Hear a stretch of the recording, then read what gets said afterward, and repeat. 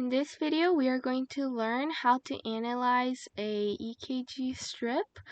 And here is our strip that we have to analyze. So first of all, I would choose to analyze this bottom Roman numeral 2 strip because it is full. We don't see any breaks like we see in these top 3. So first of all, I am going to figure out my 6-second strip by counting out 30 big boxes.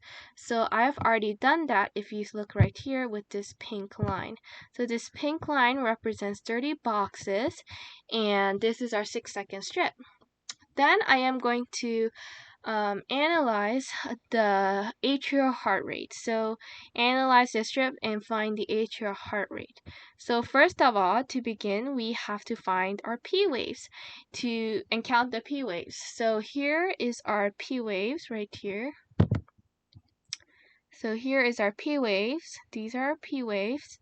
And we are going to count them and see how many there are in the 30-second strip. So 1, 2, 3, 4, 5, 6, 7, 8, 9, and 10. So there are 10 P waves, and if you multiply that by 10, which gives you 100, that will be your beats per minute. So our atrial heart rate, as shown here, is 10 P waves, which equates to 100 beats per minute. Next, we're going to figure out our ventricular heart rate, and in this case, we have to count the R. So here is our P, Q, and R. So we're going to count these. So 1, 2, 3, 4, 5, 6, 7, 8, 9, and 10. So we have 10 R waves and multiply that by 10 to get 100 BPM, beats per minute, for our ventricular heart rate.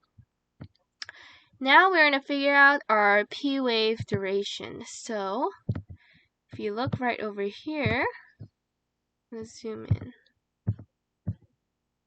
If you look right over here, this we said was our P wave. So this is our P, Q, R, S, and T. But we are figuring out this P wave duration, and each of these little boxes, not the big box, but one of these little boxes, represent 0.04 seconds. So this P wave takes approximately 2 boxes, so that would be 2 times 0.04 is 0.08, but it takes a little less, so it ranges from 0.06 to 0.08. So that would be what my values for the P wave duration I said is 0.06 to 0.08.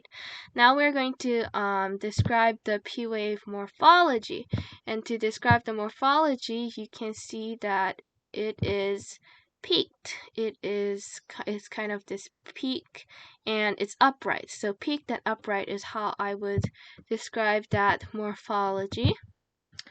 So peaked and upright. Then we're going to figure out our PRI duration.